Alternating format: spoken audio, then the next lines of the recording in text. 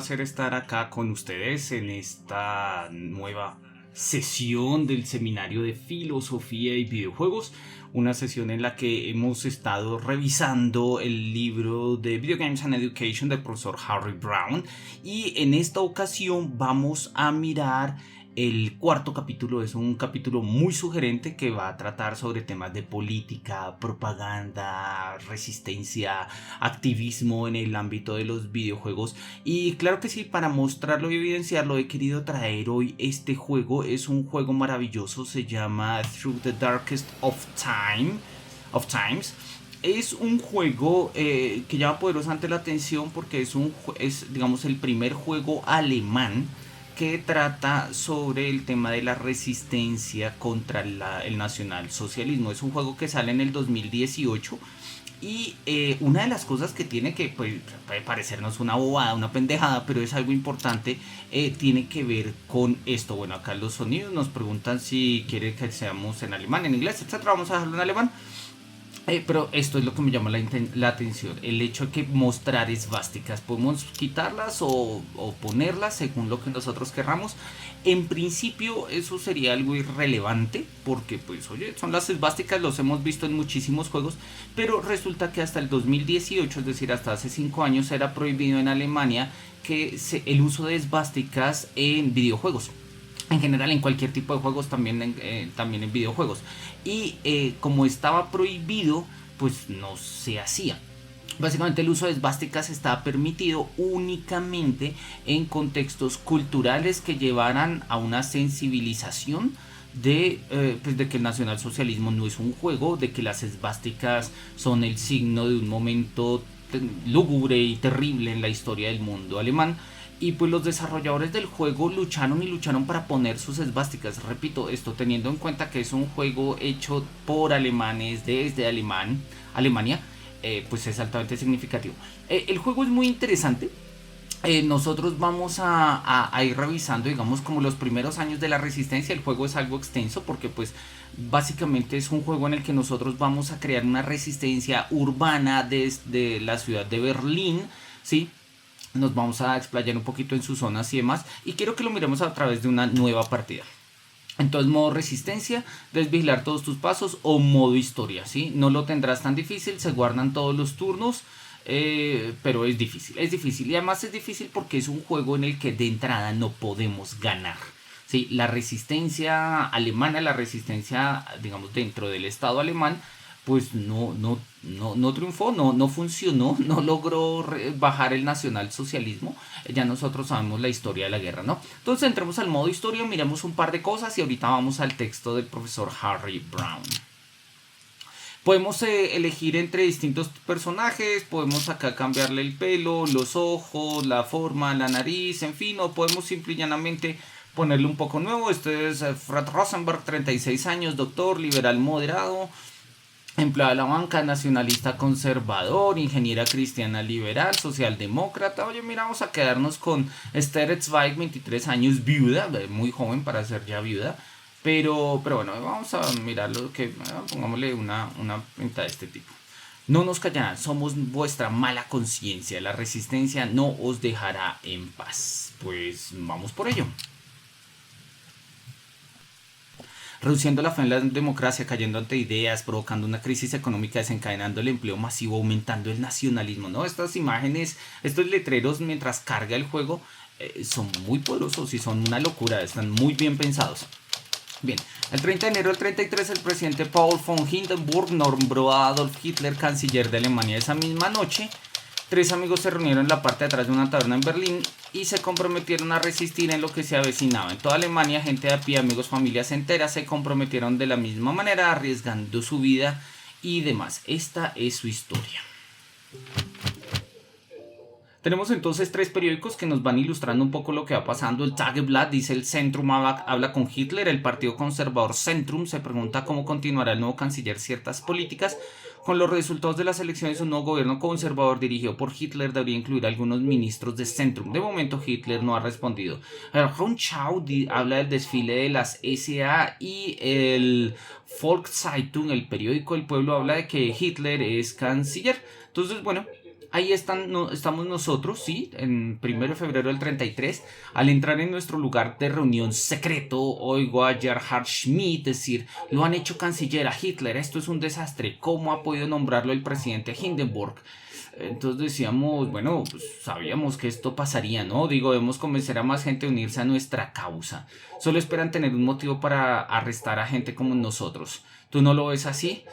Sí, de acuerdo, lo vemos así, necesitamos más simpatizantes. Mientras esperamos, los nazis están persiguiendo y matando a gente. Se vuelven más fuertes cada día, que nadie le para los pies. Y da un sorbo a su bebida, ¿sí? Entonces dice, bueno, debemos tener cuidado, debemos luchar. Pues sí, vamos a decir que debemos tener cuidado. Es cierto, no podemos ayudar a nadie si estamos muertos. ¿Cuál es la misión? Ayudar a los perseguidos, descubrir y hacer que la verdad se sepa, combatir el régimen. Podríamos decir que es la verdad, asumiendo un poco la idea de que la verdad nos hará libres, incluso. Sabemos que los nazis son criminales, pero no podemos demostrarlo. Tenemos que documentarlo y difundirlo. Digo. Entonces tenemos acá nuestro tablero de juego, ¿no? Podemos planear las misiones. Esto es un mapa de Berlín. Acá está Ida Herzberg, Gerhard Schmidt y quienes somos nosotros, la viuda de 23 años, ¿no? Leemos las noticias, pero planeamos las misiones. Acá nos van a aparecer en verde, ¿sí? ¿Cuáles son las noticias que nosotros tenemos? Tenemos un mapa de Berlín, un mapa un poco genérico, pero está bien. Tenemos sus grandes barrios: Tempelhof, Schöneberg, Wilmersdorf, Spandau, Mitte, ¿no? Que es el centro de Berlín. Acá está la puerta de Brandenburgo, ¿sí? Acá vamos a tener lo que sería pues como el Reichstag, ¿sí? Kreuzberg, Köpenick, Lichtenberg, en fin. Tenemos 20 simpatizantes, la moral de la causa llega a 60, no es poco, pero también tampoco es la mejor. Entonces vamos a hablar con estos, ¿no? Vamos a ir a pedir limosna, recaudamos donaciones, ¿sí? Y podemos enviar... Sí, dicen que alguien que sepa hablar y que tenga corazón, pues nos va a generar. Entonces vamos a poner uno. Dice que el peligro es poco, la preparación es lo suficientemente buena. No pasa nada, vamos a mandarla. Vamos a reclutar nuevos miembros. Para reclutar nuevos miembros nos recomiendan personas que sean silenciosas, pero que al mismo tiempo tengan empatía. Vamos a mandarnos a nosotros. El peligro es poco, entonces me parece bien. Y hablar con los obreros. Pues obviamente lo mejor sería enviar a un obrero. Yo no sé si él es un bombero. ¿Debería funcionarnos? No nos funciona para nada. Está muy... Es muy... podríamos, no sé. Y si le damos unos cuantos marcos. A ver, de pronto no sube. De pronto una bicicleta. Tampoco es que sea como lo más. Entonces vamos a dejarlo de esta manera. Estos ya no los podemos... De pronto podríamos, ya que nos queda el sobrando. Vamos a terminar la planeación. Con esto finaliza la fase de planificación y comienzan a ejecutarse los planes. Sí, perfecto. 5 más nos dan el apoyo y hemos recogido 2 marcos de las donaciones.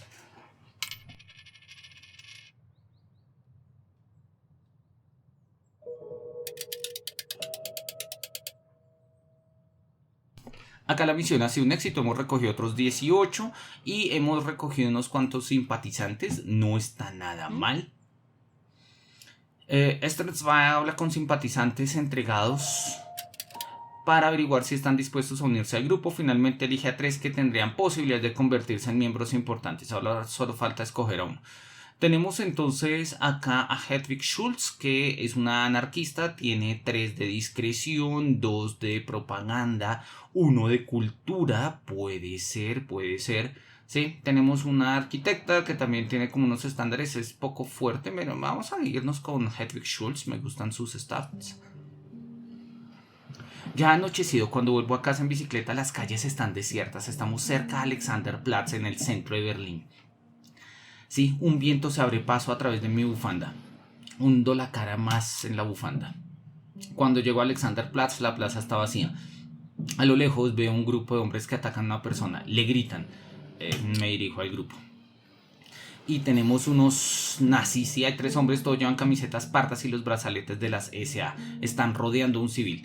Me acerco, me bajo la bicicleta y me acerco y escucho que dicen: judío asqueroso, chilla el más ruidoso, da un paso adelante y empuja al hombre tan fuerte que cae en el suelo. Me acerco hacia ellos, ¿sí? Y le dicen: eso es Rudolf, dale su merecido, Victoria, a uno de los otros. Bueno, vamos a interferir, ¿sí? Oye, gritó ¿qué está pasando aquí? Déjalo en paz. El grupo se mueve lentamente hacia mí, olvidándose del anciano por un momento. ¿Qué quieres?, pregunta Rudolf. Métete en tus asuntos. Pues no sé, ataquémoslos. Es lo menos inteligente, atacar a un escuadrón nazi, pero bueno. Los Dejarlo en paz, lo lamentaréis, digo mientras levanto los puños. Los matones me rodean y atacan. Procuro defenderme, pero me golpean desde todos lados. Me desmayo. Me levanto. Cuando recupero la conciencia me toco la frente. Está hinchada y cubierta en lo que supongo que es sangre seca. Los matones han desaparecido igual que el anciano. Hay una tarjeta de visita en el suelo, justo donde cayó. La recojo. Pone Dr. Rosenberg, internista. Cojo la bicicleta y voy andando a casa. ¿Tengo que acostumbrarme a que ocurran estas cosas? Jamás me acostumbraré de que ocurran estas cosas. Sí. La medicina del Dr. Rosenberg. Bueno, perfecto. Sí. Semanalmente va a bajar la moral en un 10 siempre, porque pues estamos peleando contra el régimen nazi. Dependiendo de las misiones que hagamos, vamos a tener una suma, digamos un plus en términos de nuestra moral. Y pues el total va, oye, un negativo pero no tan grave, -3 de moral. Sí. Y empezamos con nuestra segunda semana de febrero. 8 de febrero del 33, disolución del Parlamento. Siguiendo los deseos de Hitler, Hindenburg disuelve el Parlamento. Todos los miembros pierden sus escaños. El canciller forma un gobierno interino antes de las nuevas elecciones. Hitler habla con los generales, decreto de emergencia. Es decir, se viene un golpe de estado a todas vistas, ¿no? Entonces ahí estamos nosotros, nos pegaron, estamos completamente heridos y cascados. Vamos a hacer esta otra misión y miramos rápidamente cómo avanza el juego, y con eso podemos ir desarrollando un poco la idea que nos interesa mostrar. En mitad de nuestra reunión, Hedwig Schultz se dirige al grupo: escucha a todos, va a celebrarse una protesta. Y decimos: bueno, esto es una buena oportunidad, que corra la voz, podemos reclutar a otros. Tiene razón, vale, hagámoslo. Entonces vamos a unirnos a la protesta pública. Disponibilidad de misión, riesgo muy bajo, duración de semanas. Ahí podemos ir, sí. Es un internista el que ayudó alguna vez cuando me lo amenazó un grupo de nazis. Entonces podemos, que vaya, si van 2 personas, tenemos, pero no, nada más me interesa comprar medicina al Dr. Rosenberg. Moral +2, ganancias +1, listo, perfecto, confirmemos. Unirse a la protesta pública, misión desbloqueada. Es una misión que puede resultar un tanto complicada, así que vamos a mandar a todo el equipo que podamos, ¿sí? De pronto sí, que alguien vaya en bicicleta. Entonces, no, si llevamos datos valiosos puede ser complicado que alguien vaya en bicicleta. Tenemos unas posibilidades de éxito bastante consistentes, y ahí ya tenemos a todos nuestros integrantes en planificando en sus misiones, ¿no? Cuando me dispongo a entrar en el piso, la señora Mayer, la vecina del piso abajo, me corta el paso, ¿sí? La vecina Mayer. Entonces me detengo y espero a que llegue. Tú, dice ella mientras me señala con el dedo, no falta mucho para que llegue tu merecido. Y le digo: bueno, ¿qué le he hecho? Todos esos pisotones que das, todo ese ruido, no hagas ver que no sabes nada, pero se acabó dentro de poco, ya se habrá acabado. ¿Qué quieres de mí? Pero ¿qué está diciendo? Sabes perfectamente de qué hablo, pero he tomado medidas, no voy a tolerarlo más. No entiendo, explíqueme mejor. Escúchame bien, he mandado una carta al casero para pedir que te eche. No me cabe duda de lo que hará. A ningún alemán que se precie le gustaría tener a alguien como tú en su edificio. Puedes irte voluntariamente o puedes esperar a que te eche. Yo en tu lugar me iría ya mismo. ¿Sí? Ya me he cansado de escucharla, déjenme en paz. Le espeto con firmeza. ¿Acaso le he hecho algo? ¡Judía!, me gritan borrasquebrajar. Es una maldita judía, lárgate de mi casa. Ya me he cansado de escucharla, empujo a un lado. La señora Mayer y yo llevamos conviviendo en el mismo edificio sin problemas. ¿Qué le pasa a esta gente? Esto tiene que acabar ya. Resultados de la semana: 5 nos dan su apoyo. Nuestros simpatizantes han donado 2 marcos, no está mal. Nos unimos a 200.000 manifestantes que se reúnen en el Lustgarten en Berlín para protestar. El orador pide a la multitud disciplina y unidad para resistir contra los nazis. No os preocupéis, exclama, somos demasiados Hitler y los suyos no podrán detenernos. Hablamos con otros manifestantes que están dispuestos a apoyarnos. La moral sube significativamente. ¿Sí? Y mientras tanto nosotros vamos de camino a encontrarnos con el doctor Rosenberg, ¿sí? Que nos brinda también un poco de moral, nos da también medicina. Es un médico internista y dice Innere Krankheiten, ¿sí? Y pues bueno, tenemos en este caso un +7 que, oye, pues no está nada mal, no está nada mal, ¿no? Y vuelve y juega la siguiente semana, 15 de febrero, -10 de moral, nueva coalición de derechas, Hitler da un discurso en el Sportpalast y Kollwitz dimite, Heinrich Mann y Kent Kollwitz dimiten de sus cargos en la Academia de Artes de Prusia bajo la presión de los nazis, ¿no? Bien, nosotros en la medida en que vayamos avanzando vamos a ir teniendo, ¿sí?, distintos tipos de misiones. Hitler está tan seguro que el Papa de Roma sabrá verlo, dice nuestra querida Ida Herzberg, que no me acuerdo, creo que es católica. Los nazis no tienen ni idea. Bueno, en fin. Acá tenemos moral de 64, simpatizantes 20. Tenemos un inventario con las cosas que vamos teniendo en la medida en que pues nosotros vamos pasando eventos y actividades. Hay cosas que vamos a tener que ir desarrollando.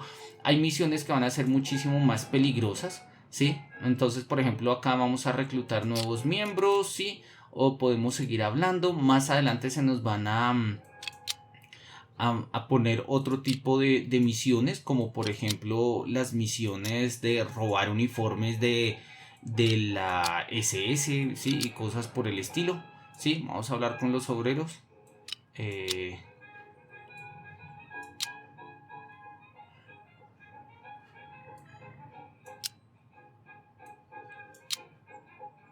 Bien, podemos confirmar, vamos a darle este último turno entonces y miramos básicamente qué pasa, ¿sí? Ya nos hemos recuperado nuestras heridas, hemos perdido un simpatizante, nos han dado, ¿sí? 10 siguen dándonos su apoyo, el asunto se va volviendo cada vez más crítico, ¿sí? Nos reunimos con obreros en Kreuzberg, hablamos con ellos, ¿sí? Y pues la moral va subiendo poco a poco. Acá vamos a recoger algo de dinero para motivar pues para financiar nuestras causas y pasquines, ¿sí? Y pues básicamente recogemos 11 marcos, no está mal, ¿sí? Y acá nos aparece que habla con simpatizantes y finalmente eligen 3, dentro de los cuales vamos a poder escoger a uno que nos acompañe de ahora en adelante. Yo creo que, oye, Emilia Grimm, tal vez un barbero, una ingeniera, una comadrona. Tal vez vamos por el barbero. Sí, la moral va a un -1 y así sucesivamente. El juego es muy interesante porque nos va reconstruyendo entonces todo lo que pasa con el movimiento nacional socialista en el momento en el que va emergiendo con poder en el contexto de, pues, digamos, en la instauración del partido nazi, justamente en Alemania, ¿no? Nosotros sabemos que básicamente es para el segundo, bueno, para el final del primer trimestre, comienzos del segundo trimestre del año de 1933, cuando ya se da el golpe de estado, la famosísima noche de los cuchillos negros, ¿sí? De los cristales rotos, los cuchillos negros es de Elden Ring. La noche de los cristales rotos, donde básicamente da el golpe de estado, se culpa a los comunistas y a los judíos y básicamente el nacionalsocialismo se toma el poder. Este es un juego muy interesante, repito, porque nos presenta de una manera muy directa la perspectiva alemana de lo que fue la resistencia contra el nacionalsocialismo. Vamos en el 33, la guerra acaba en el 45, hay que llegar hasta allá, vamos jugando semanas tras semanas y vamos encontrando cierta documentación e incluso importante histórica que tradicionalmente no se cuenta. Por ejemplo, al final de este primer capítulo de misiones, al final del 33, ya para el otoño, o sea, más o menos octubre del 33, nos encontraremos con una serie de ejecuciones extrajudiciales que llevan a cabo los nazis y cuelgan los cadáveres en los parques de la ciudad. De eso se conoce muy poco. Este juego funciona precisamente como testimonio y evidencia de ello, ¿no?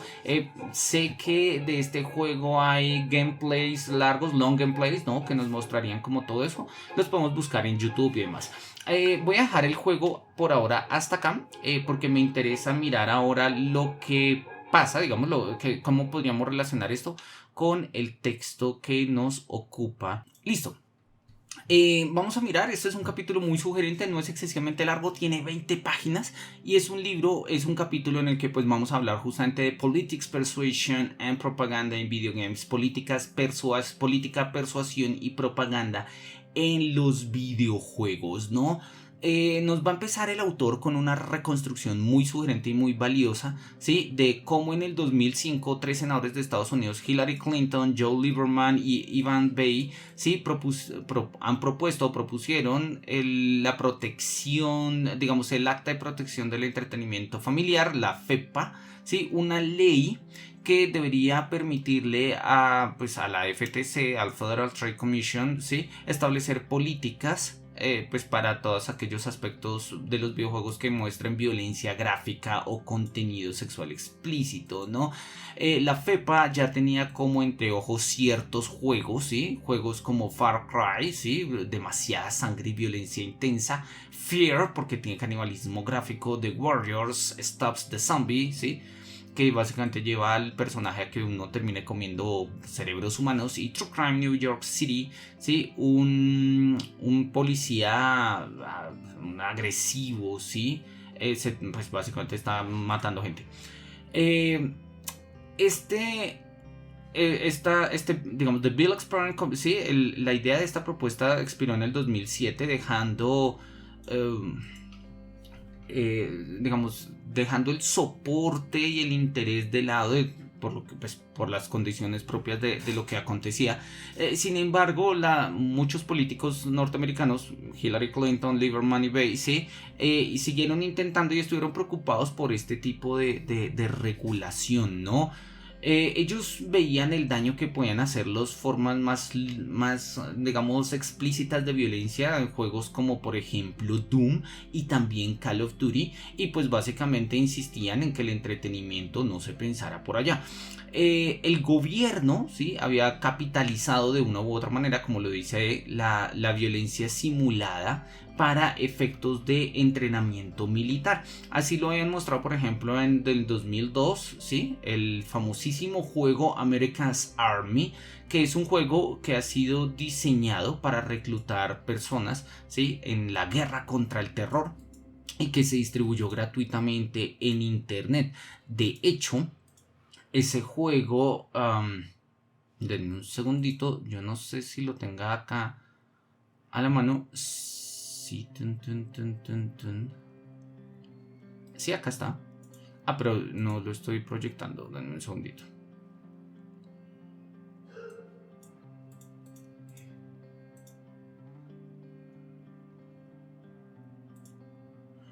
Si nosotros... A ver, acá debería sonar, listo. Si nosotros miramos, este es un video del canal de YouTube de American's Army, ¿sí? Un rápido barrido. El video no es demasiado largo, dura 6 minutos, ¿sí? Es un rápido recorrido desde las primeras American's Army, ¿sí? Que es este videojuego que sale diseñado por las propias fuerzas militares de Estados Unidos para patrocinar y promover su propuesta militar, ¿no? Para convocar, ¿sí? Entonces ahí tenemos pues digamos como algunas versiones, ¿no? La versión del 2003, Radio Tower, ¿sí? Y pues básicamente vamos a ver como un rápido review de las entregas que se han hecho hasta la fecha, ¿no? Las últimas entregas pues obviamente ya tienen mejores gráficas, ¿sí? Ya tienen pues soportan multijugador y etcétera, etcétera, etcétera, ¿no? Claramente son juegos pues, propagandistas, son juegos pro gringos, pro ejército, pro guerra, sí, clarísimamente, donde pues obviamente los enemigos pues los enemigos con los que vamos a combatir son los enemigos propios del ejército estadounidense, bien sean el Estado Islámico, bien sea el terrorismo en Medio Oriente, bien sean los carteles de las drogas, es decir, etcétera, ¿no? Es completamente propagandista, y pues acá mostramos como rápidamente el video ¿Qué es lo que nosotros podríamos ver? Este video va a resultar altamente interesante. Bueno, este juego va a resultar altamente interesante, sobre todo por los escándalos que terminó motivando. Y fueron escándalos precisamente porque mientras que se establecía una política en contra de la violencia en los videojuegos, habían videojuegos que específicamente se estaban centrando en mostrar violencia precisamente para reclutar gente, ¿no? Eso no se vio solo en Estados Unidos. En el 2004 el ejército sirio desarrolló el juego Under Siege, ¿sí? Que es básicamente pues la versión siria de ello, y donde pues nosotros vamos a jugar a apoyar la resistencia palestina en contra de la invasión israelí, ¿no? Entonces, pues básicamente, ¿sí? Y es un poco lo que nos va a mostrar acá el autor, ¿sí? La relación política con los videojuegos y la manera en la que la violencia puede entenderse o bien sea como propaganda de un régimen o justamente como forma de resistir a un régimen, pues nos va a aparecer en distintos tipos de juegos, ¿no? Ahí van a aparecer otros juegos, son los que están señalados acá como en fucsia, ¿no? Dark Forest Dying, sí, tiene que ver con pues la crisis humanitaria en Sudán que hubo en el 2006, básicamente también debido al terror, a grupos terroristas y pues a formas militares gubernamentales que se armaron rápidamente en una ala paramilitar, ¿no? Él lo dice, as we will see, no, como nosotros veremos, muchos expertos argumentan que los videojuegos nos enseñan a matar, ¿sí? Muchos otros afirman que los juegos nos enseñan a pensar más rápido, más críticamente y de manera más creativa. Los juegos pueden influenciar nuestra forma de pensar y nuestras acciones, y en este sentido, los videojuegos nos pueden persuadir y nos pueden enseñar. Esta es una premisa clave que nosotros rápidamente olvidamos siempre que hay una acusación de violencia en los videojuegos, ¿sí? O que los videojuegos generan violencia, la respuesta más rápida es decir no, y pues sí, pues que sí, hay ocasiones en las que sí lo vamos a mirar y hay muchísimos casos, pero el problema no es ese. El problema es que nosotros no simplemente aprendemos violencia de los videojuegos, aprendemos un montón de cosas, y aprender a enfocar esos aprendizajes de una manera humana, que trabajen por el bien común, que sirvan de proyectos culturales y construcciones de identidades, de sentido y demás, pues esa es parte de la tarea de educadores como nosotros, profesionales en filosofía, en humanidades, ciencias sociales, ¿sí? De los mismos diseñadores de los videojuegos, etcétera, ¿no? Los videojuegos nos ayudan a pensar. Eso es una de las ideas claves que nosotros sostenemos y que él va a señalarlo de una manera muy enfática acá. Nos dice: los videojuegos de hecho sí pueden lidiar con las relaciones humanas y con asuntos o problemas sociales mientras motivan, mientras fortalecen el pensamiento crítico, ¿no? Esa es una de las tesis de Frasca, sí, que Gonzalo Frasca, que es el que tenemos acá, es una persona muy importante en el ámbito del diseño de juegos políticos. Más adelante lo vamos a mirar, entonces simple y llanamente vale la referencia. Bueno, ¿de qué se trata entonces el capítulo? Este capítulo repasa las controversias públicas creadas por videojuegos y considera el uso de juegos como un modo de persuasión, tanto como activismo y como propaganda. Él va a poner una contraposición entre ambas, ¿sí? El activismo por lo general siempre es contra el sistema hegemónico, contra la hegemonía, y la propaganda siempre es a favor de la hegemonía. En principio es así, obviamente hay distinciones porque puede haber propaganda por parte de los activistas, ¿sí? O muchos activismos terminan siendo justamente estando a favor de los sistemas hegemónicos. Entonces podemos establecer los matices, pero la distinción es lúcida y nos va a ayudar a entender un poco qué es lo que va a pasar acá con los videojuegos, ¿no? Lo que la corte, el Congreso y una amplia cultura alguna vez vio como una diversión inconsecuente, nosotros ahora lo reconocemos como un medio importante, ¿sí? Los estudiantes, ¿sí? Prefieren gastar mucho de su tiempo jugando videojuegos, prefieren pasar más tiempo jugando videojuegos que pensando en la Constitución, ¿sí? Pero en las clases una cosa no necesariamente excluye a la otra. El punto es, entonces, si nosotros queremos construir sociedades civiles, políticas, de ciudadanos libres, autónomos, que defiendan unos ciertos valores constitucionales, etcétera, etcétera, etcétera, pues quizás la forma elemental de hacerlo no es como contenidos de clase, es decir, sí, e incluso como clases que respondan a una propaganda, sino que podríamos hacerlo de una manera un poco más creativa y transversal. Y pues para eso sugiere un poco el uso de los videojuegos en ese sentido, ¿no?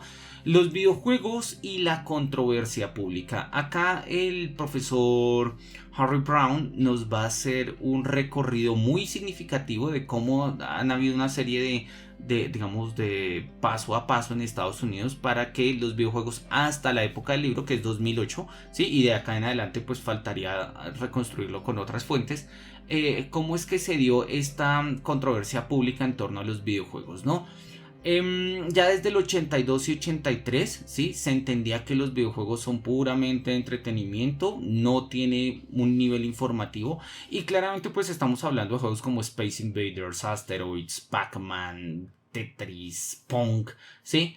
Ya en el 83 la Corte Suprema de Massachusetts había decidido que cualquier comunicación, ¿sí? O cualquier expresión de ideas que ocurra durante un videojuego es puramente inconsecuente. Es decir, no son importantes, ¿sí? De manera contraria, ya en el 84, y eso ya había pasado la crisis de Atari del 83, ¿sí? El review de Columbia Ley, ¿sí? Los análisis de estas publicaciones afirman que los videojuegos necesitan una protección constitucional. Claramente porque con la pérdida de la industria de 1982-83, pues hubo pérdidas de desarrollos tecnológicos, de valores de producción, incluso valores culturales que se iban gestando en lo que era la incipiente industria de los videojuegos, ¿sí? Eso llevó pues a que básicamente se terminara consolidando, ¿sí? Una propuesta, digamos una contrapropuesta en la cual se reivindicaba el contenido de los videojuegos, ¿no? En el 2001 el abogado William Sanders, ¿sí? Advocate for William Sanders a Teachers Line in the Columbia Shooting, ¿sí? William Sanders, sí, que fue un profesor que estuvo, pues, digamos, vinculado, que estudió, bueno, estaba ahí, ¿sí? De Columbia Shooting. Hizo un alegato, ¿sí? Legal contra muchas empresas de software, digamos, imputándolos de que los videojuegos provocaban asesinatos, ¿sí? Esto es una idea que de una u otra forma ya había aparecido por allá en junio del 94, ¿sí? Cuando con el lanzamiento de Mortal Kombat, ¿sí? Se habían establecido una serie de, digamos, de consideraciones adversas en torno al uso de violencia en el ámbito de los videojuegos, ¿no? También el caso del juego Night Trap, ¿sí? Estos dos juegos contienen violencia gráfica, ¿sí? Y el subcomité, ¿sí? Buscó medidas protectivas o protectoras para los niños en contra de los peligros morales que podían venir de estos videojuegos, ¿no?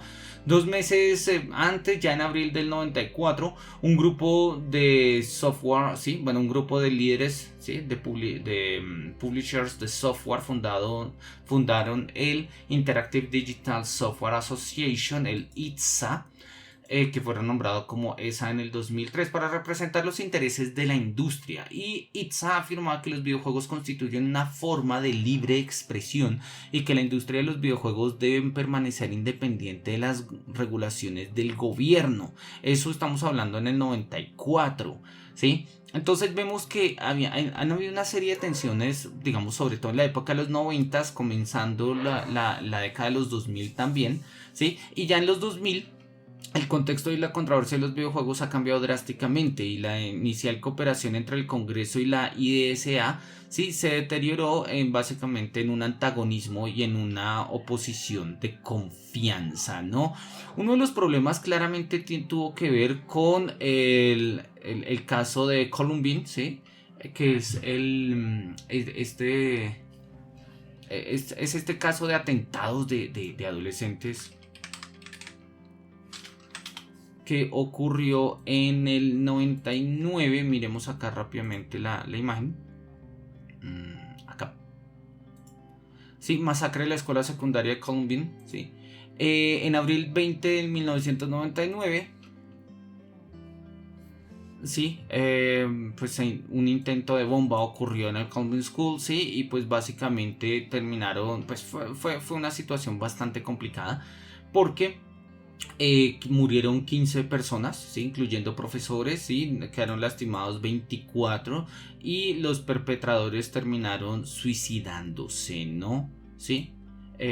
Harris y Klebold terminaron suicidándose. Y eso llamó poderosamente la atención porque una de las cosas que se encontraron en, digamos, en el estudio de la reconstrucción del caso es que Eric Harris, ¿sí? Era un gran fanático, era un gran jugador de Doom, obsesionado, ¿no? Mantenía un website, ¿sí? Donde ponía los niveles que él había diseñado para el juego, ¿sí? Describiendo cómo se hacían explosivos caseros y todo ese tipo de cosas, ¿no?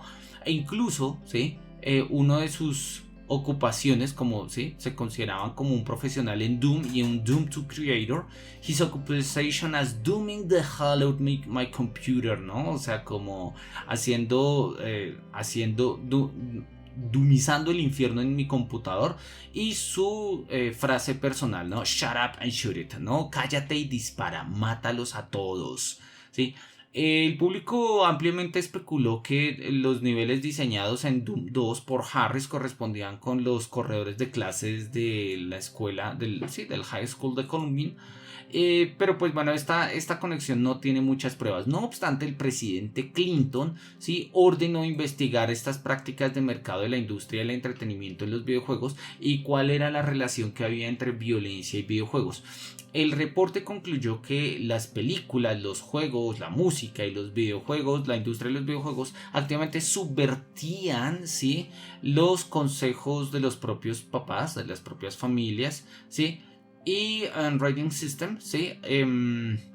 Digamos, haciendo un marketing muy agresivo de violencia gráfica para los niños. Es decir, había una idea directa, ¿no? Ya en marzo y septiembre del 2020, el Senado, ¿sí? Responde de una u otra manera a estas réplicas de la FTC.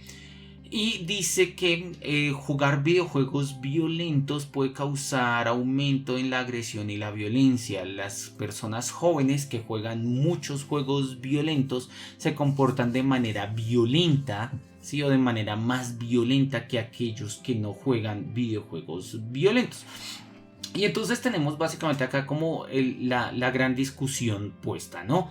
El siguiente paso que reconstruye el profesor Brown acá es interesante, es el caso del Grand Theft Auto San Andreas en el 2005 con el caso del Hot Coffee Mode.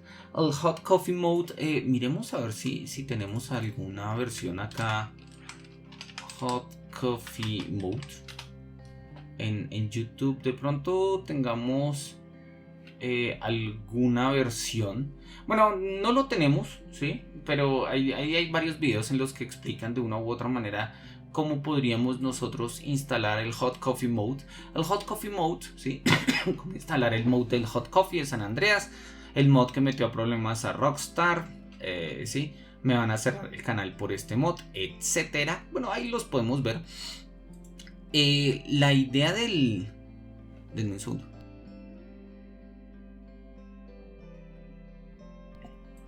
La idea del Hot Coffee Mode de San Andreas es que desbloqueaba una especie de contenido secreto en el juego y permitía a los jugadores, ¿sí? Que pues tener básicamente una escena de sexo en la que controlábamos las posiciones de CJ y de Carl, ¿sí? Los ritmos durante el encuentro. Era un simulador sexual, básicamente era un simulador sexual, ¿no?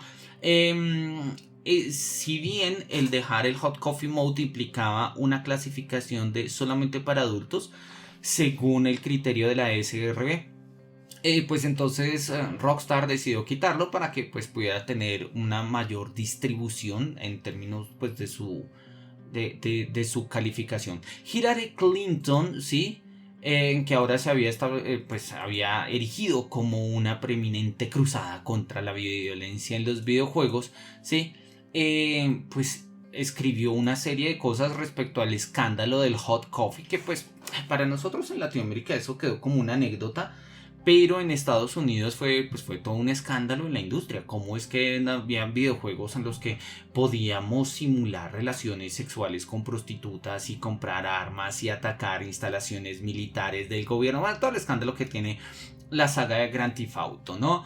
Y la idea de Hillary Clinton era elemental y es esta que aparece acá en azul, ¿no? Dice, se trata de proteger a nuestros niños. La cultura de los medios es como tener un extraño en nuestra casa, ¿sí?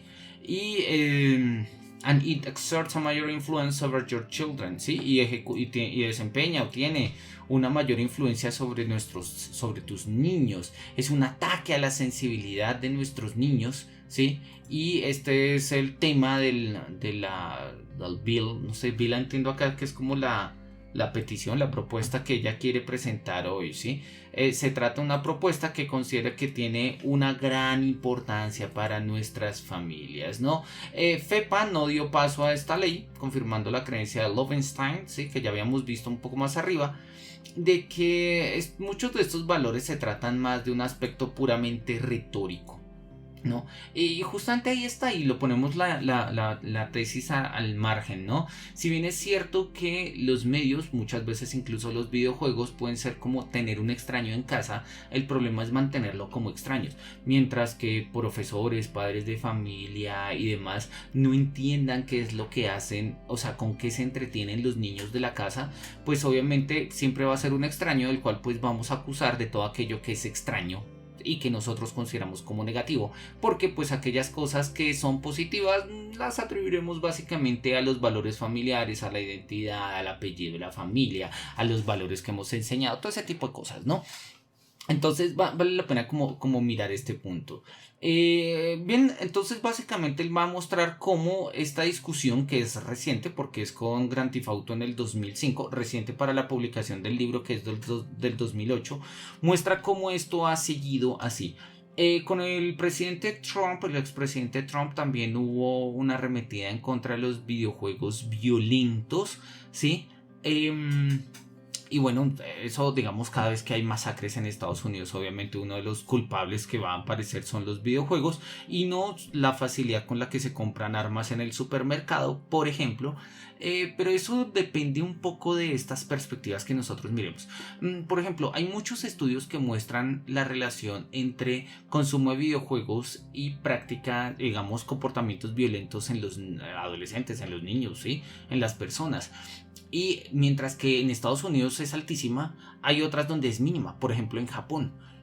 Japón incluso es un país que consume más videojuegos que Estados Unidos, o están más o menos como a la par.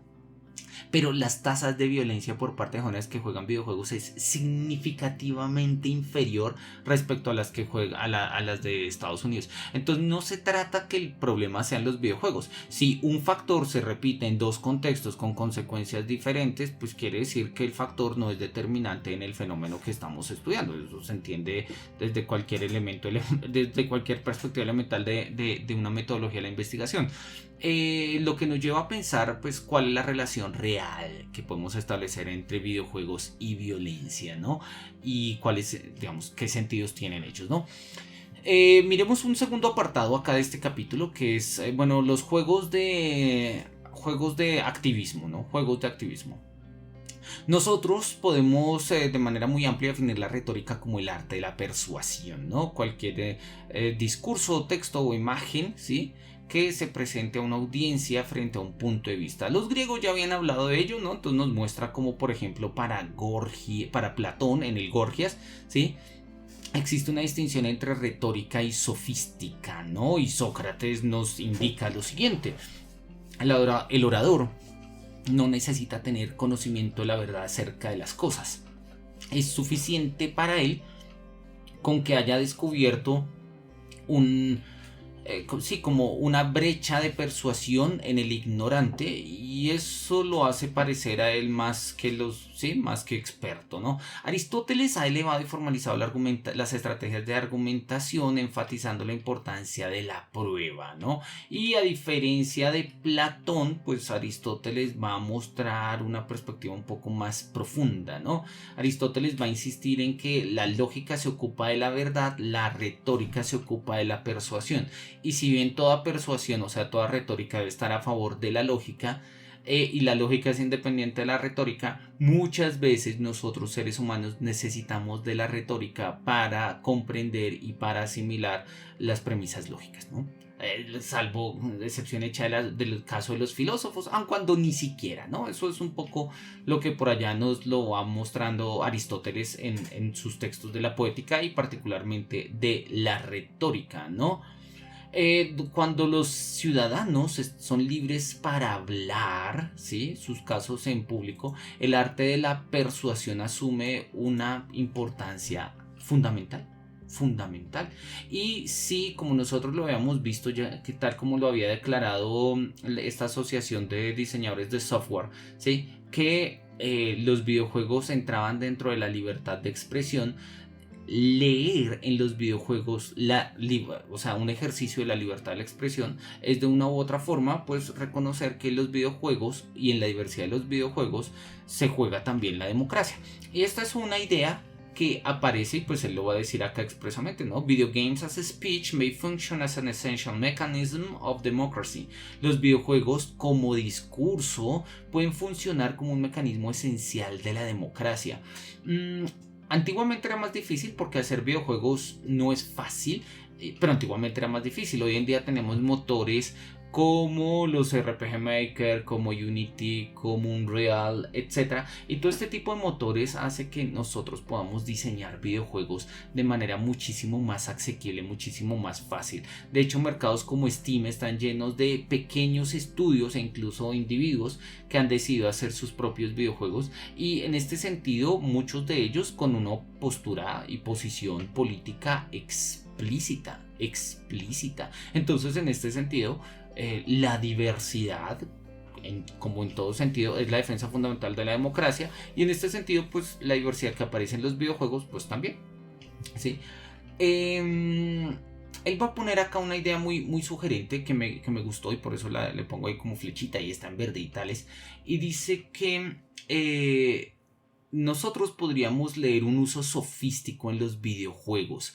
Y en ese sentido, sí, o sea, un uso sofístico es de los videojuegos los videojuegos son violentos, entonces las causas de la violencia son causados por las causas de la violencia se reducen al que las personas juegan videojuegos violentos. Eso es un uso sofístico. Eso es un uso sofístico que busca básicamente, en términos de la consideración socrática que nos presentaba Platón o también Aristóteles, de simplemente manipular la información vía una persuasión, ¿no? Y pues sobre eso hay muchas cosas. Cada vez que queremos, o cada vez que los medios buscan o los políticos buscan culpar algo, pues se culpa un eslabón hasta cierto punto que no recibe demasiado daño, y es la industria del entretenimiento.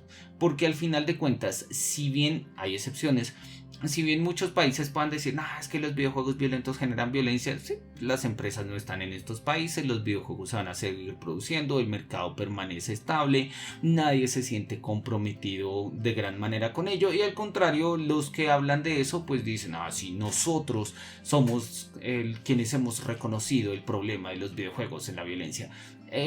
Y se trata de algo más que eso, ¿no?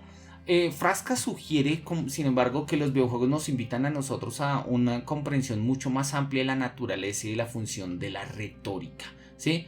Y en este sentido, vale la pena recordar las tesis de Jan Bogost, que es también diseñador de juegos y un crítico que él va a trabajar mucho acá, ¿sí? Un investigador de juegos en el Instituto de Tecnología de Georgia y cofundador de Persuasive Games, ¿sí? En el cual pues va a insistir en que los diseñadores de juegos funcionan tanto como artistas así como activistas, ¿sí? Es decir, crear un juego no es simplemente crear un dispositivo de entretenimiento, sino de entrada es establecer un vehículo de valores e incluso de valores políticos, algunos de manera expresa, otros no tantos. Pero ahí están. Ponemos el ejemplo acá de Frontrunner, ¿sí? The Political Machine, que este es un juego. Denme un segundito a ver si tengo por acá.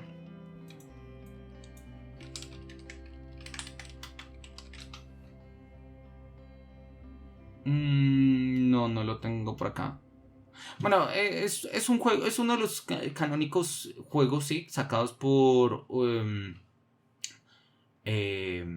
digamos que están vinculados a las campañas de John Kerry y de George Bush, ¿no?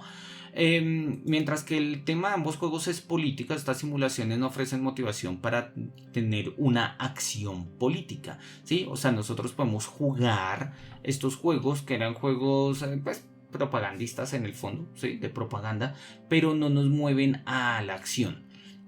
Nos mueven a la acción otro tipo de juegos, ¿sí? Como el que vamos a mirar, ¿sí? Estos que nos presentan acá, la política en los videojuegos y los videojuegos en la política. Bogost reconoce que los videojuegos, así como la televisión, ¿sí? Pueden erosionar el discurso político reemplazándolo con puro entretenimiento. Sí, eso es cierto. Pero por otro lado, podemos encontrar otras cosas, ¿no? Otras cosas. Uno de los ejemplos canónicos en este sentido, ¿sí? Es el de Howard Dean, que es un videojuego que, a ver, yo lo tengo aquí. Vamos a ponerlo y vamos a mostrarlo. Este es el Howard Dean Game. Es un videojuego que salió en el 2003 y que funcionó como propaganda. ¿Sí? Y precisamente nosotros teníamos que recorrer distintas zonas de un estado, visitando casas, ¿sí? En cierto tiempo, explicando las propuestas políticas del político de Howard Dean, ¿sí? Y el juego, si bien es un juego del 2003, pese a todo está bien diseñado, es bonito estéticamente incluso, ¿sí? La idea era muy clara, la idea es que las personas pudiesen llevar a cabo una acción similar a la que están haciendo en el videojuego en la vida real. Entonces ya no simplemente se trataba de visitar casas en el videojuego y explicar la propuesta de Howard Dean, sino que nosotros salíamos a las casas de nuestros vecinos y hacíamos lo mismo. Entonces empezó a haber un vínculo, y de hecho sobre eso hay varios estudios de cómo la política empezó a incluirse dentro de los videojuegos, y los videojuegos empezaron a establecer y a entender como herramienta política. Quizás todavía era poco consolidado el ejercicio, y de hecho es un ejercicio que no se ha repetido, por lo menos no a este nivel, pero que sigue permanente, y nosotros vamos a ver ahorita otros ejemplos de juegos con una alta comprensión y dimensión política. Por ejemplo, volvámonos acá al texto. Él, nos habla acá de este juego y nos va a hablar de otros juegos como Activism o Take Back Illinois, ¿sí? Que fueron juegos pensados y diseñados por el Partido Republicano de Illinois, ¿sí? En donde nosotros vamos a jugar básicamente con cosas por el estilo, ¿no? En el fondo, el quid del videojuego político tiene que ver con la seriedad, y es ahí donde Bogost lo ve claramente y establece como su pregunta, ¿sí? ¿Cómo nosotros podemos llevar un videojuego, ¿sí? ¿Cómo podemos articular, mejor dicho, un videojuego con un mensaje político? ¿Sí? ¿Cómo nosotros podemos darle el poder o empoderar hacia el público y para que no vea esto un ejercicio trivial? ¿Cómo nosotros podemos integrar los juegos a una campaña política? ¿Sí? Es decir, ¿cómo podemos utilizar los videojuegos como propaganda, pero como propaganda con sentido crítico? No es tan fácil, porque obviamente hemos creado una forma de recibir los videojuegos como algo no serio. Eso obviamente ha cambiado con el tiempo, y podríamos poner otros ejemplos demostrando que eso no es así. Hay ejemplos como Revolution 1979, Black Friday Edition, que habla de la revolución iraní, o videojuegos como como el que habíamos mostrado, Through the Darkest of Times, o videojuegos como Tomb Survivor en el contexto colombiano, que quiero jugar ya ahorita al finalizar, ¿sí? Nos van a mostrar que es posible que nosotros entendamos estas distinciones y captemos un mensaje político, y la posibilidad de jugar estos juegos nos crea una posición política, pero eso es algo que se ha ganado a lo largo de estos 15 años, 17 años casi, desde aquel 2003 cuando se creó este juego de Hogwarts, ¿no? Este juego es poderosamente significativo y él lo va a trabajar en muchos contextos, ¿no? Es un videojuego que aparece en el 2006, ¿sí? Que se llama Darfur is Dying, ¿no?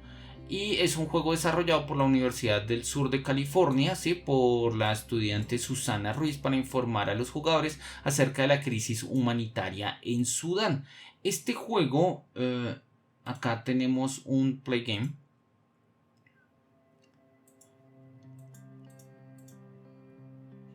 Tenemos un play game, dice acá, listo. Entonces, en este juego, Darfur is Dying, sí, básicamente uno de los problemas que ha habido en Sudán es pues grupos paramilitares auspiciados por el gobierno, como el grueso de los grupos paramilitares, sí, pues tenían acechadas las distintas zonas de distintas zonas de Sudán, en particular de Darfur, generando una sequía, digamos, causando un mayor impacto en la sequía del momento, a partir pues del dominio militar de fuentes y recursos hídricos, ¿no? Entonces, pues parte de nuestro trabajo es, como acá lo muestran un poco en el juego, ¿sí? Nosotros tenemos como una familia, ¿sí? Y pues la idea es que no nos capturen los paramilitares, ¿sí? La idea es que nosotros vayamos a las fuentes hídricas, recojamos agua, la traigamos, atendamos un poco a nuestras familias, ¿sí? Y pues estemos de una u otra forma construyendo digamos, unas condiciones de vida elementales, ¿no? Es interesante, y esto llama poderosamente la atención, de hecho el libro lo va a decir, ¿sí? Como la manera en la que nosotros ejecutamos acciones en el videojuego literalmente tiene... El botón se llama Take Action, ¿no? O sea, toma acción ahora, ¿sí? Y nosotros, pues, básicamente, o sea, el juego nos lo está diciendo de una manera explícita. Esto ahorita está pasando en Sudán. ¿Qué acción vas a tomar? ¿Sí? Y las acciones que nosotros podemos tomar son acciones in-game, o sea, dentro del mundo de juego. Algunas se pueden traducir fuera del mundo de juego a partir de apoyos digamos, financieros que se podían hacer, abonos y donaciones. Pero el hecho de generar una visibilidad, el hecho de visibilizar un problema, era una de las formas en las que nosotros podríamos entender lo que está pasando y pues tomar una acción, incluso una acción no solamente dentro del marco de juego, sino pues una acción que tuviera que ver con la transformación de la situación, o por lo menos con el cambio de la opinión pública a nivel nacional e internacional, ¿no? Este es como la propuesta del juego. Es un juego interesante, no lo he encontrado para jugarlo, pero bueno, ahí no sé, me imagino que de pronto se pueda encontrar en una plataforma de Abandonware, de pronto en el archivo de internet, quizás. Pero bueno, ahí tenemos el juego. Es un juego muy sugerente. Es un juego muy sugerente que nos invita pues a entender, ¿no? Y Darfur is Dying es un juego claramente que se entiende en el marco del activismo, ¿no? Acá nos lo dice lo que acabamos de decir. Una de las de los asuntos más significativos quizás, o de los features de las... ¿sí? Más significativos de Darfur is Dying, ¿sí? Es un botón que nos invita a nosotros a tomar la acción. Muchos pensadores políticos incluyen incluyen este entusiasmo por las nuevas tecnologías, ¿sí? En los cuales salen los videojuegos, como algo apenas similar a lo que son cartoons, ¿no? Cartoons interactivos, cómics interactivos, ¿sí? Que nos divierten, pero que no provocan un pensamiento político o una respuesta política profunda, ¿no? Una campaña en los videojuegos es simplemente un mensaje dentro de una ecología de otros mensajes, lo reconocen Bogost y Frasca. Así que la pregunta es cómo podemos transformar este mensaje en un activismo real, concreto, específico, ¿sí? De entrada lo vamos a mirar, y es que pues los videojuegos no están hechos para eso. Es decir, esperar que los videojuegos reemplacen el discurso político porque los videojuegos pueden ser más interesantes, más inmersivos que un discurso político, es querer es querer descargar la tarea de la política en los videojuegos y que los videojuegos hagan lo que los políticos no pueden hacer. Y pues de hecho de eso no se trata, y eso es una forma sofística de ver los videojuegos, ¿sí? Necesitamos una comprensión un poco más sensata, un poco más filosófica, ¿no? Por eso acá está el quid de la cuestión. Aun cuando los juegos entendidos como activismo, bueno, aun cuando los juegos tales como Activism y Darkfire is Dying, ¿sí?, pueden sobresimplificar los problemas que representan, su función, tal como lo indica Ruiz y Bogost, es brindar una mayor comprensión de las consecuencias políticas de nuestras acciones, ¿no? De eso se trata. De eso se trata. Es decir, repito, pensar que los videojuegos tienen que hacer lo que es la tarea de los políticos. Sí, ¿qué es lo que pasa actualmente en muchos contextos? Dicen, no sé, pongamos el caso del Mundial de Qatar, ¿sí? Entonces en el Mundial de Qatar se había dicho que la gente, el gobierno de Qatar había torturado y esclavizado a una cantidad de personas, etcétera, etcétera, etcétera, para construir los estadios, y en fin. Sí, había retenido pasaportes y ha hecho una cantidad de prácticas ilegales e irregulares. Y entonces, por presión, por ejemplo, Shakira declinó su invitación a cantar en el Mundial. Y Shakira dijo, no, es porque mis fans me lo están pidiendo y tales y no sé qué. Y la gente, sí, apoyo a Shakira, pero ¿por qué no se pronunció antes? Y luego fue Maluma, y Maluma dijo como, mira, no me interesa, yo vengo a cantar y voy a cantar y punto. Y entonces la gente le peleó a Maluma, pero ¿cómo es posible que tú vayas a cantar allá? Y había unas reflexiones que se creaban en los... A mí no me gustaba Maluma, pero entiendo las razones. En parte es un paso importante en su carrera, por un lado, y por otro, no tiene sentido exigirle a los artistas que cumplan la tarea de los políticos. Es que todo es político. Bueno, sí, todo tiene una dimensión política. Por lo mismo, los políticos tendrían que estar mucho más en la jugada y atendiendo todos esos frentes. Pero exigir que la tarea de censura a un régimen con el cual no estamos de acuerdo con sus valores tenga que ver con Maluma, simple y llanamente porque tiene más gente en Instagram y en Facebook y en TikTok, ¿sí? O sea, pensar que la política se reduce únicamente a esos sectores de impacto es desconocer completamente la tarea del político. La tarea del político. Me valdría la pena volvernos a leer el texto de Max Weber de la política como profesión para entender un poco los alcances profundos de esto. No, esto, o sea, reducir el acto político a cantidad de influencia es disolver la política en marketing. Yo creo que la invitación de esto es justamente a que nosotros no nos pensemos la política al margen de la realidad, o incluso que no disgreguemos la política en otras instancias, ¿no? Las instancias de los videojuegos y no sé, los sacerdotes y los artistas y los demás, como que todos tienen que hacer la tarea del político y el político simplemente dice no o sí. Esos son tareas de los políticos, y precisamente la tarea del político, Weber a la base, Maquiavelo a la base, pues tiene que ver con la gestión del poder. Que ahorita el poder se gestione de otras maneras quiere decir que es necesario reinventarse la política de otras maneras, ¿no? Bien, vamos rápidamente, nos quedan unas 10 páginas y tenemos alrededor de unos 15 minutos y quiero mirarlo rápidamente, ¿no? Él dice, tanto los juegos... tanto el activismo político como la propaganda intentan persuadir, convencer a la audiencia, ¿no?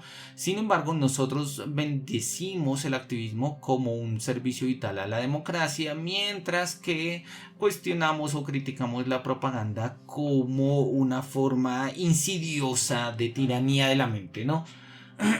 La propaganda no es que sea exactamente lo opuesto al activismo, pero entendemos la contraposición. En este sentido, incluso si se quiere, es como muy dialéctica. En el fondo, ¿qué es lo que nos está diciendo? Mientras que el activismo trata de, como es antihegemónico en principio, de establecer una línea argumentativa y reflexiva, la cual va a discutir unos ciertos puntos, la propaganda es completamente retórica, ¿sí? No explicativa, muy emocional. Y entonces tenemos ahí como esta contraposición. Y claramente hay videojuegos que han servido como propaganda, ¿no? Como propagandas. Hay varios, ¿sí? Habíamos visto ya American's Army, ¿sí?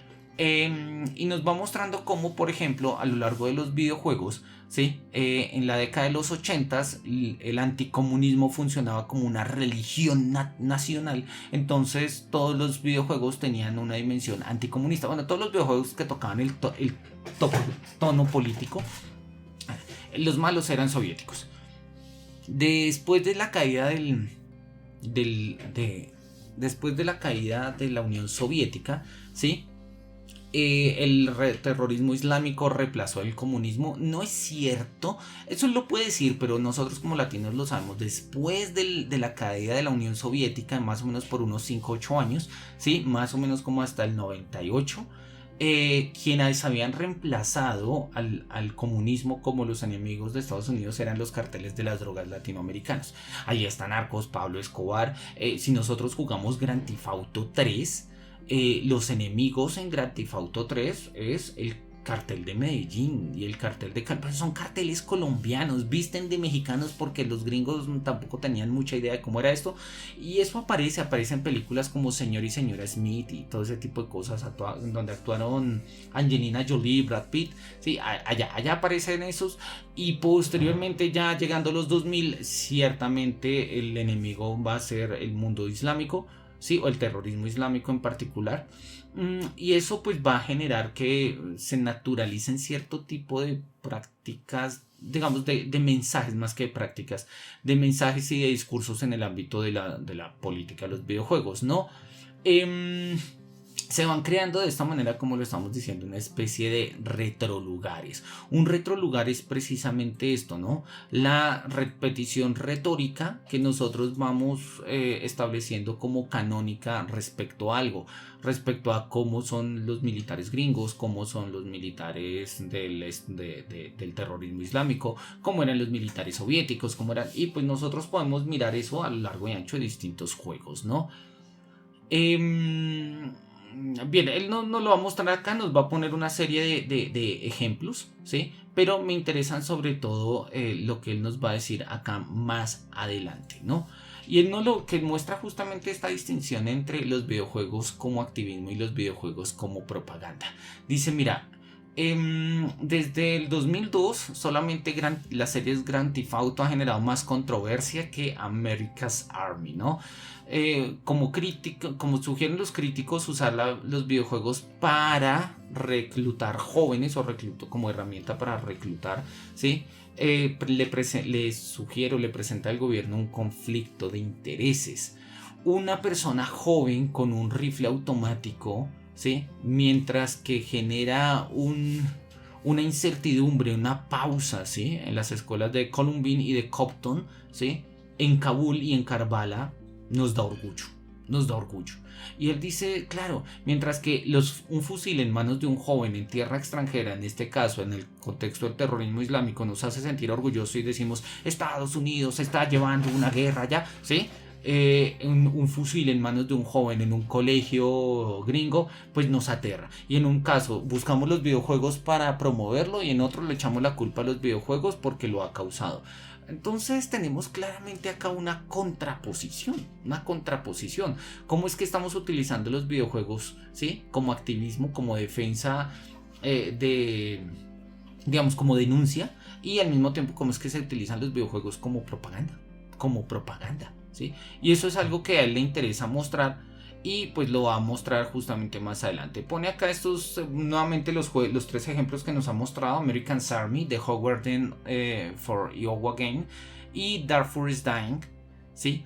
Y nos dice que los videojuegos pueden establecerse precisamente como un horizonte de denuncia de estas situaciones, como un horizonte de herramienta política, como un horizonte para pensar incluso el mundo militar. Pero el problema es ese, que son herramientas para pensar, pero no siempre lo pensamos. Hay una discrepancia entre el juego y la vida militar, y él lo reconoce, y lo reconoce a partir de una serie de personas que dicen que están acá, ¿no? Los críticos se preocupan de que el ejército, ¿sí? Tiene cierta discusión, cierta confusión, ¿sí? Entre personas que cambian su DualShock por una M16A, ¿sí? En otras palabras, los renders virtuales de combate en los juegos, por más que sean pueden ser muy fotorrealistas, ¿sí? Pero no tienen la complejidad o el complejo entramado de experiencias que constituye la vida en la armada, en el ejército. Eh, Eso es lo que pongo ahí a la izquierda, que en eso consiste algo de lo que llama Spemann der Erfahrungsverlust, la pérdida de la experiencia.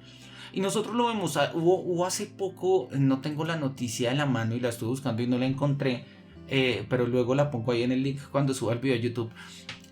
Hubo hace un tiempo, con la invasión de Rusia a Ucrania, un par de colombianos decidieron irse, entre los muchos que se han ido a apoyar a Ucrania. Un par de ellos dijeron: nosotros jugamos Call of Duty, nos gusta así, tenemos la milicia, somos militares, y vamos. Y pues se fueron, y a las 2 semanas están diciendo: esto no es como Call of Duty. Obvio que no es como Call of Duty. Ahora, ¿por qué alguien que le gusta mucho un videojuego quiere llegar a combatir en la guerra? Precisamente, ¿qué es lo que está pasando ahí? Y ahí es cuando nosotros decimos: se puede establecer una publicidad, una propaganda de la guerra por la guerra misma, sin razón de ser, ¿sí? Es decir, sin razón de ser en ideales más altos, ideales como la libertad, la justicia, la empatía con los que sufren. No, es el gusto por la guerra misma, que cuando se ha vuelto un juego, y en el momento en el que pasamos de la guerra juego a la guerra realidad, pues tenemos una serie o sea, nos falta el entramado complejo de las experiencias, y nos damos cuenta que el uso propagandista de los videojuegos pues es otro uso sofístico. Lo buscamos para persuadir, pero detrás de esa persuasión no hay verdades, ¿no? Y es un poco lo que nos aparece acá. Hay otros ejemplos, ¿sí? Ejemplos como este juego que se llama Special Force. Es un juego que, vamos a ponerlo, ese también lo tengo acá puesto en la pantalla. Aquí. Special Force. Special Force. Este es un juego de Hezbollah. Es un juego ya un poco antiguo, y pues bueno, sus gráficas tampoco es que sean las mejores, ¿sí? Pero tiene una función muy significativa, y esta función básicamente consiste en que nosotros vamos a pelear, digamos, vamos a mostrar la parte pro régimen islámico en aquel entonces del Estado Islámico, ¿sí? El régimen, pues que el califato que se estaba constituyendo en aquel entonces. Este juego nos pone en el sentido, o digamos, nos pone del lado de los, pues de Hezbollah, que es un grupo armado al margen de la ley, bueno, para muchos dentro de la ley, sí, pero es un grupo paramilitar claramente, que pues ha defendido intereses pro-islámicos, en particular pro-iraníes también, pro-sirios, antes de la guerra de Siria y demás. Y pues bueno, nosotros tenemos ahí las opciones de juego. Es un juego muy interesante. Para estudiarlo, quizás lúdicamente no sea lo más divertido, pero estos juegos no tratan de ser divertidos. Estos juegos tratan de ser propaganda. ¿Sí? Y pues obviamente nosotros, cuando jugamos algo que es propaganda, pues llegamos con un hype mayor a lo que nos puede ofrecer el mismo juego. Eso pasa en todo contexto propagandista, ¿no? Y es lo que él precisamente nos está mostrando y nos está diciendo aquí, ¿sí? Juegos como American's Army, ¿sí? Al igual, Special Force, ¿sí? ambos se intentan o buscan, proponen adoctrinar, ¿sí? Y ofrecer entrenamiento en el mundo real. El juego de Hezbollah, ¿sí? Se entiende también como un juego de propaganda. Incluso Al Qaeda había sacado un juego en el cual había lanzado un first person shooter que se llamaba Quest for Bush, en el cual pues básicamente lo que había que hacer era matar al presidente, ¿no? Matar al presidente. Under Siege, sí, es también una forma en la cual se trata de mostrar la ocupación, ¿sí? De la ocupación y las formas violentas de la invasión que llevaron a cabo los gringos en Medio Oriente. Y el tráiler que ellos presentan, el tráiler que se encuentra en internet es una brutalidad. Miremoslo rápidamente acá. Dura un minuto, ¿sí? Y en este minuto nosotros vemos, ¿sí?, una persona que está izando como una bandera en zona un poco como de rendición. Y pues sin embargo ahí están los militares, a los cuales eso les importa poco y nada, y pues les dispara desde un camión, ¿no? Entonces termina disparándole, termina cayendo el niño. El militar sale, ¿sí? Desenfunda su arma, apunta y alcanzamos a ver la sangre en la pierna del niño.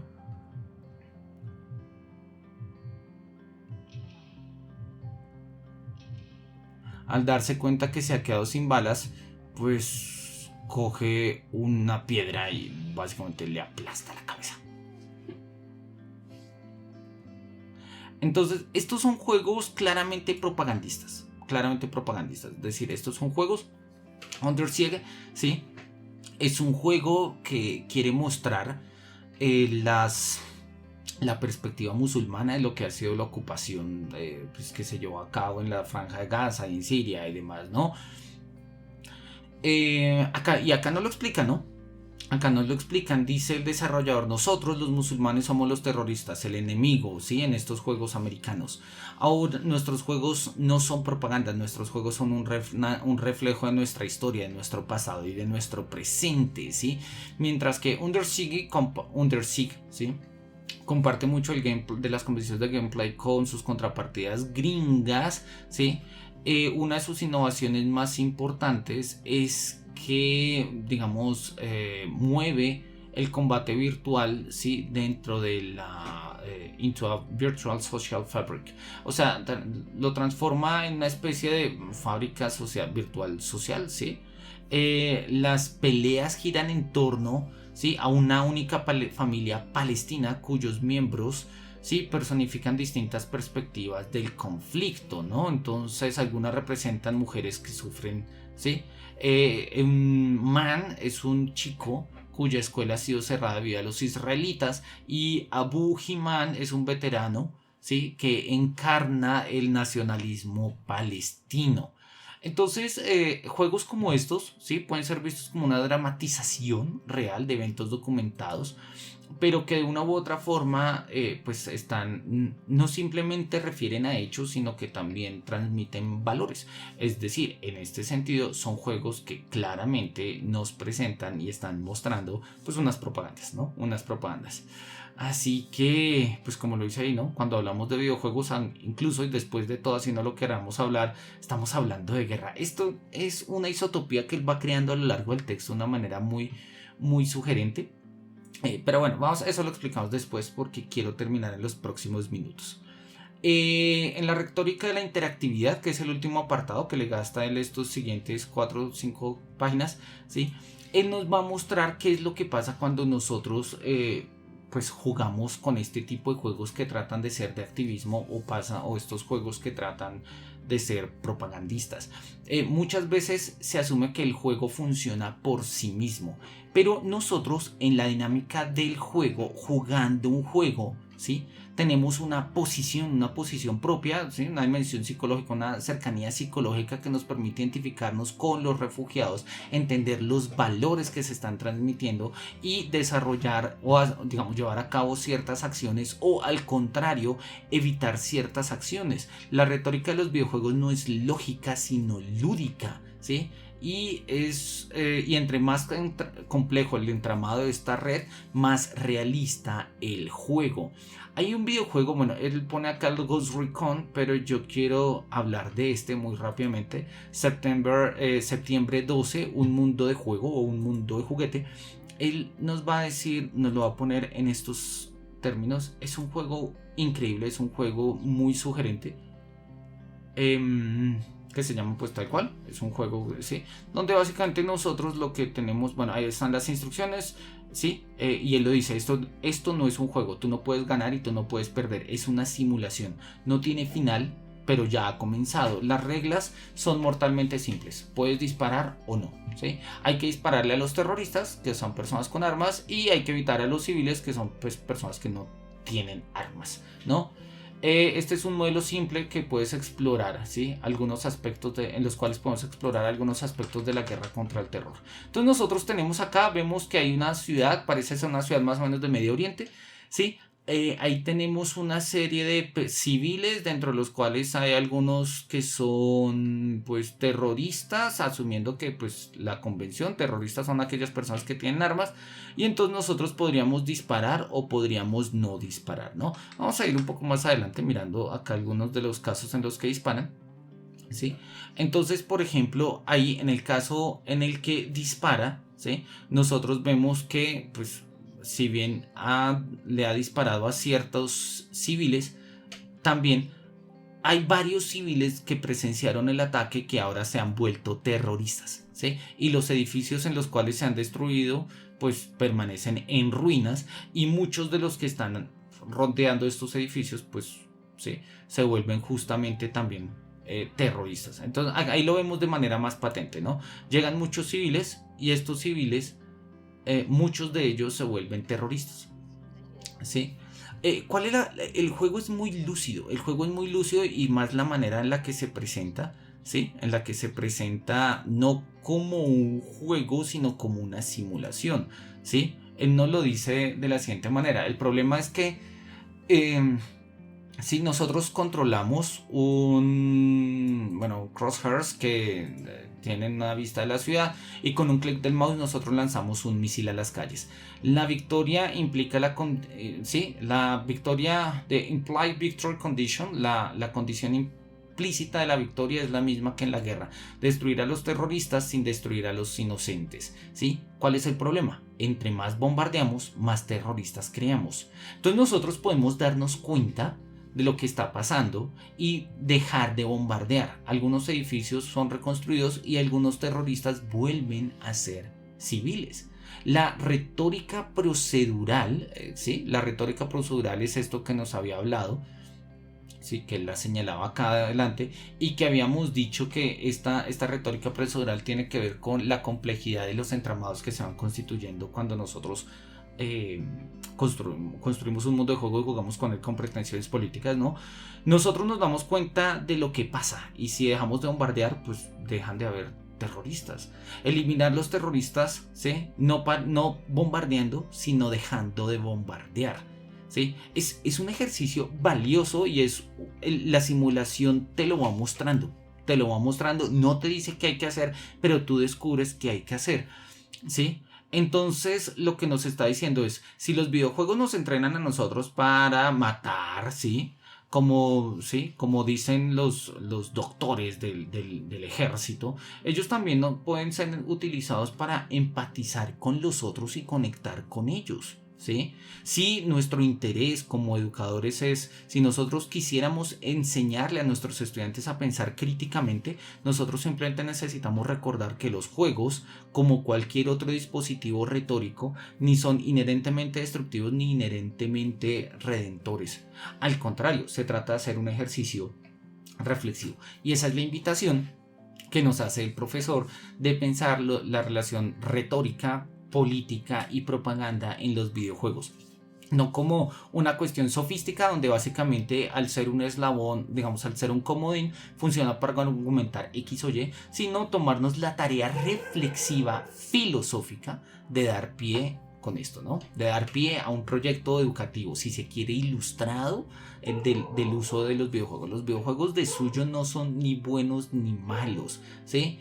tiene una serie de dimensiones que mientras nosotros dejemos a su suerte, pues vamos a estar al imperio de lo que no comprendemos. Comprenderlos y estudiarlos nos permitirá tener la libertad para asumirlos, entenderlos, disponer de ellos y crear con ello pues sentidos del mundo, incluso en contextos en los que buscamos defender la democracia en contra de la violencia y de la guerra. Bien, el próximo capítulo es la ética de los videojuegos, pero eso ya nos ocupará en la próxima sesión. Bien, vamos a dejar por allí, no alcanzamos a jugar Tomb of Survivor, lo dejamos para otra ocasión. Por mi parte no es más, ha sido un placer estar con ustedes, que los cielos nos miren con su beneplácito y hasta pronto.